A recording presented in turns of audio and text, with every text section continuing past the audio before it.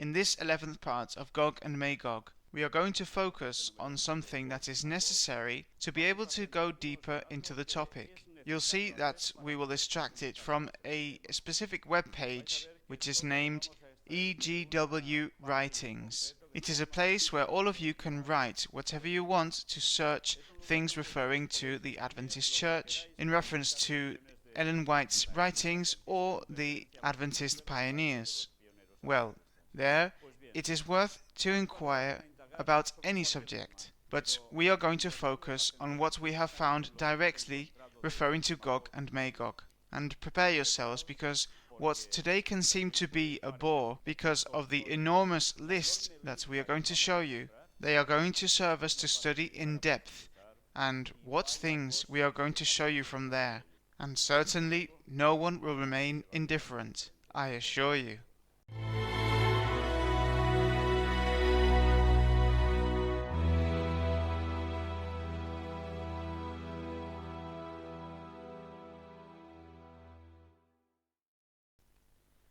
Well, take a look at the large list that appears precisely here in Ellen White Writings. This is very important for you to know, because you yourselves can use this instrument to search any data or writing that is from Ellen White or any of the Adventist pioneers. You simply enter and you can choose the language in which you would like to search. And on Gog and Magog precisely, there are a load of links that take us to writings of Ellen White and the Adventist pioneers talking about it. Today we are going to do only a quick run through, only on the list that you can see on the screen, page after page of these links, where you can appreciate more or less what they were referring to and who were the ones who wrote about it. Later in the next conference we will go into the details of the more significant ones. See that just after entering Gog and Magog we find this: A Word to the Little Flock, which is a book of Ellen White, and of the Adventist pioneers like James White as well, eh? Look at the phrase that appears below that takes us to the specific section that it mentions, where she wrote. It says, "of Gog and Magog, the whole wicked host will be burnt up, root and branch, and cease to exist. Then will appear the new heaven and the new earth, then the saints," and it continues. With these phrases, more or less you can get an idea of what it is about, and you can click on the title and it will take you directly to that paragraph, with what is written before and after it, not only to that line. And like this you can deepen in any topic. Well, Ellen White writes in more than one place, and every time she mentions referring to Gog and Magog, she always writes about it referring to the context of after the millennium, with the destruction of the wicked in the second resurrection, and the destruction of Satan and the fallen angels with all the unsaved of all the ages, which are the ones that will go to attack the New Jerusalem. She always marks it in this concept. But we will see that there are more commentaries, and they are very interesting, written by other people that will give us more details. Well, if we continue reading we will see more places where Ellen White wrote, but also other authors, like for example you have here Arthur Lacey White, Francis D. Nichol, Alberto Tim, and Dwayne Esmond. See how there are different authors. Today I'm only going to do a review just so that you can see how many writings there are. From Alfred Edisham there are a lot as well, as you can see, with quite a few that mention Gog and Magog. And as I said, we will go into detail, for these topics of Gog and Magog are not to be seen in just a moment and that's it. In any case, we would do that at the end just as a resume. But what we are interested in is to deepen into God's Word, not go for superfluous things. For that there is TikTok and so many other things. The mind must be increased, and things must be corroborated, investigated. They cannot be done in a second. Well, see that it also quotes to us different versions of the Bible. We can see the American King James, that evidently is quoting Gog and Magog, but see this American Standard Version about Ezekiel 38 verse 2, which translates in this way: Son of man, set thy face toward Gog of the land of Magog, the prince of Rosh, Meshech, and Tubal, and prophesy against him. See that it is translated in this way: Rosh, Meshech, and Tubal. And in other Bibles this does not appear. So in this way we can determine that there are some versions of the Bible that give us a very good reference of the places that refer to the land of Magog. And, well, why in some versions it is quoted and others it is not? We already talked about this, and maybe we will talk more. But at the moment, hold on to these concepts and these names: Rosh, Meshech, and Tubal, because of all this we will be talking about. And we will see where they are located, etc., etc. And we will use all of this for the prophetic interpretation. That, as we have already seen, it is not only for after the millennium, but also for before the second coming of Jesus. Yes, and it was not only to do with the times of Ezekiel. Therefore, this is what we are going to see even more. See how there are different Bible versions. We have here the Darby Bible and the English Revised Version, and they all quote the same texts of Ezekiel 38 or Revelation 20. It shows texts also coming from the International Standard Version, also the King James Version, and as well King James Bible with Strong's Dictionary. As you know, the Strong Dictionary is fantastic to find practically all the words that are in the King James Bible.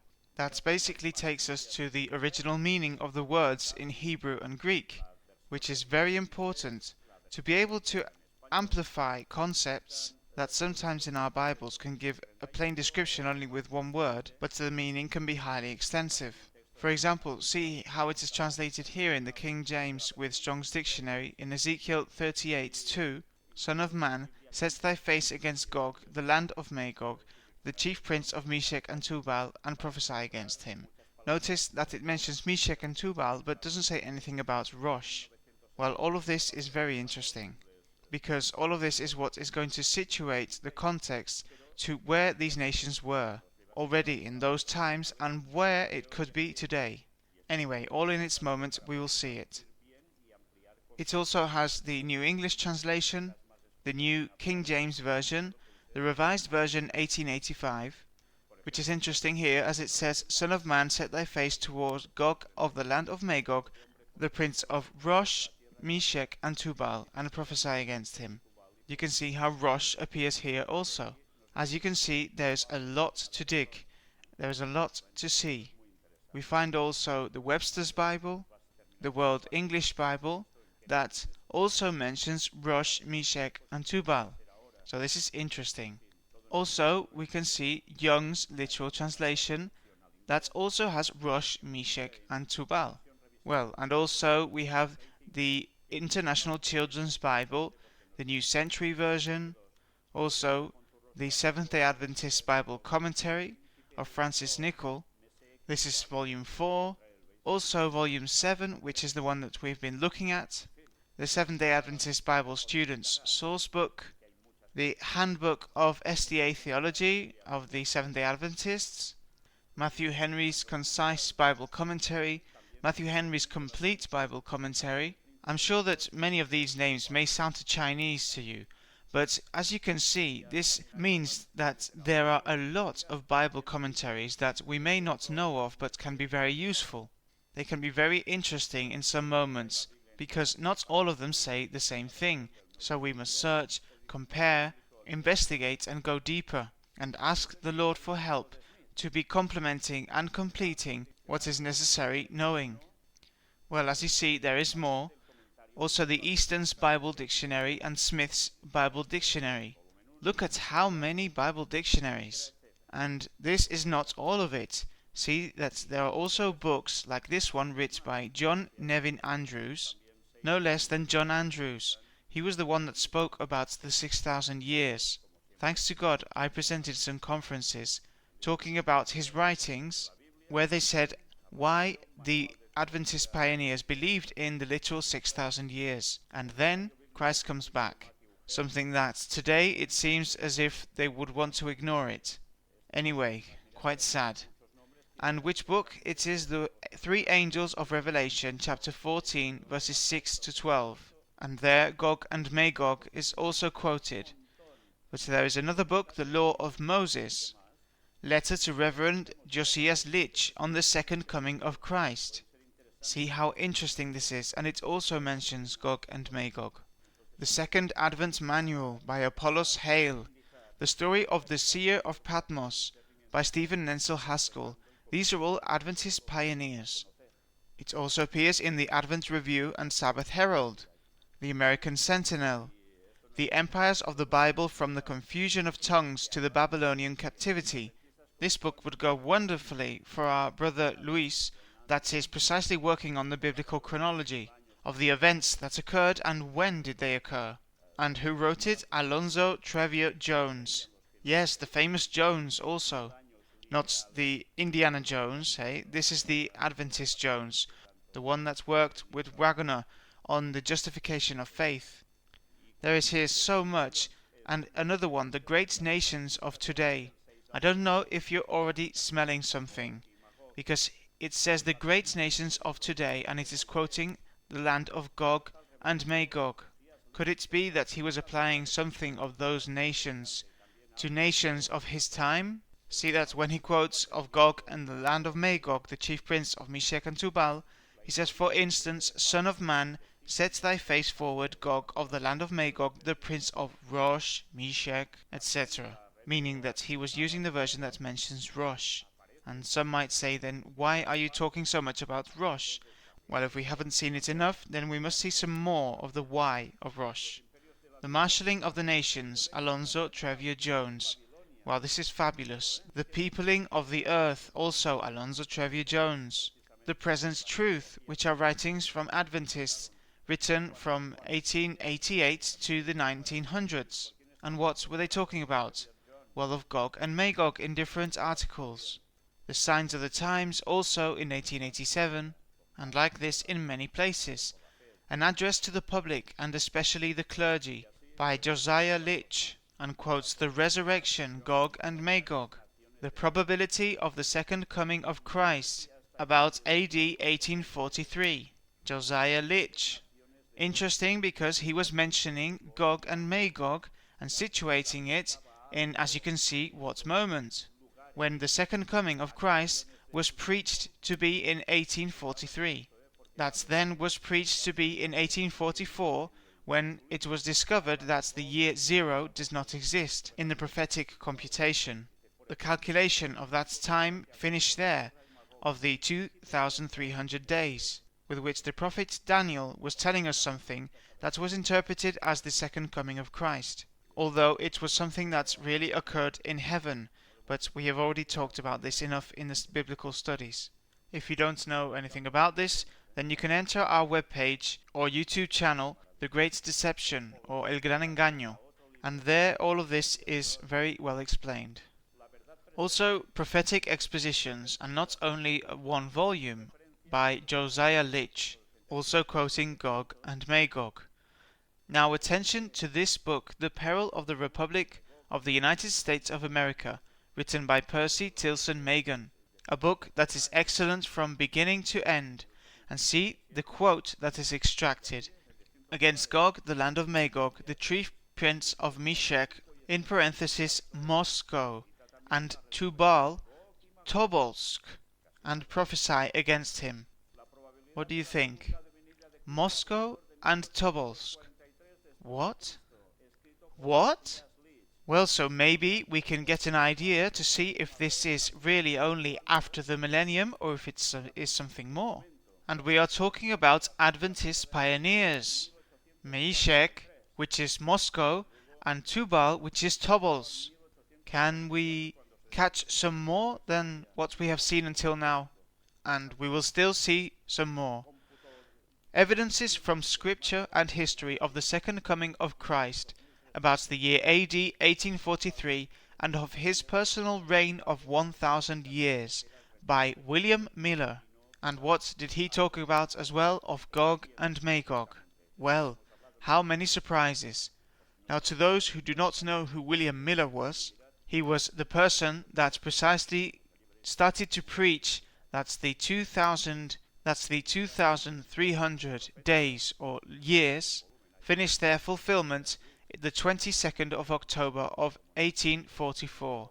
First it was 1843 and afterwards what I already explained, and that he is the foundation of the Adventist movement, of which laterwards is founded the Seventh-day Adventist Christian Church.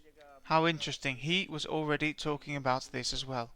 And see that it is not the last of William Miller. Here he has Miller's works, Views of the Prophecies and Prophetic Chronology, also talking about Gog and Magog.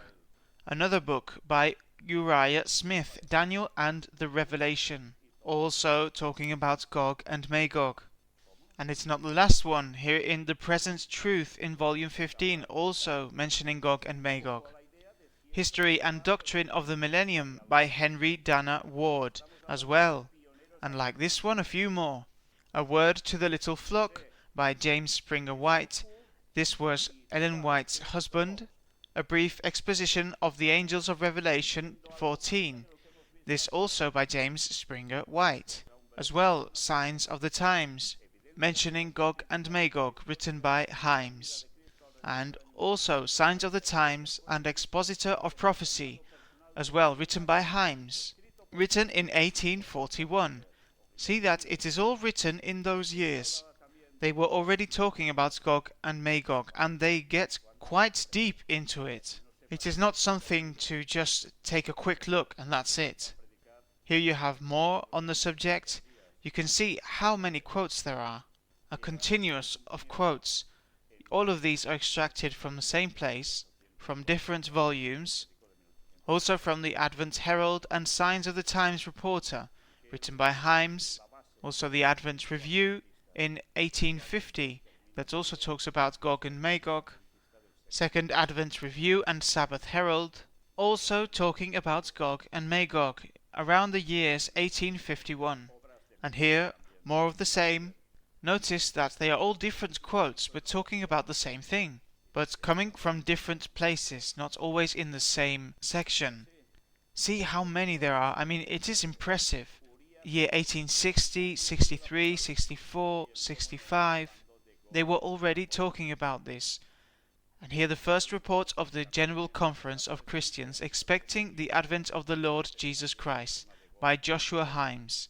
Millennial Harp by the same man. Millennial Musings, Handbook for Bible Students by the General Conference of the Seventh-day Adventists, also mentioning Gog and Magog. In Defense of the Faith by William Henry Branson. See how many there are.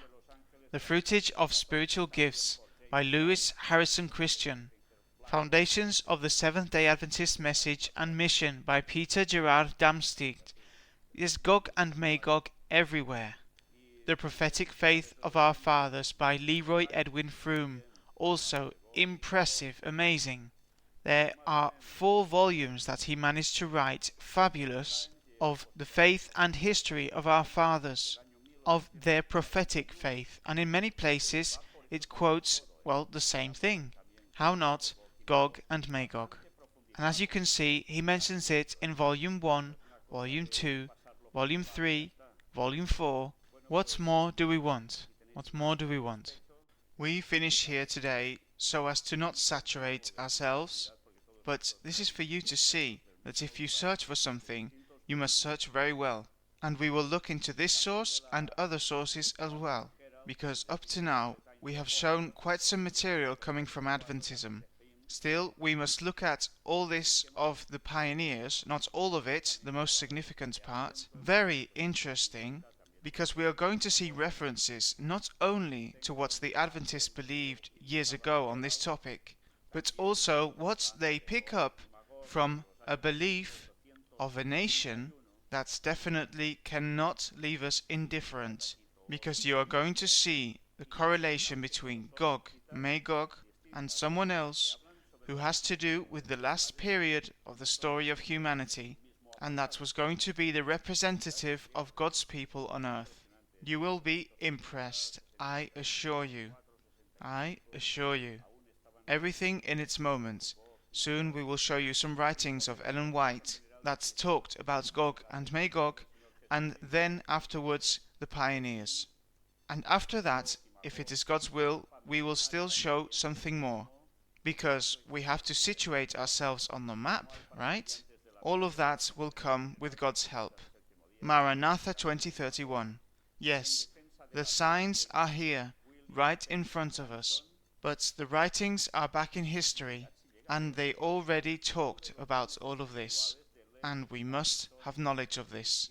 May God bless you.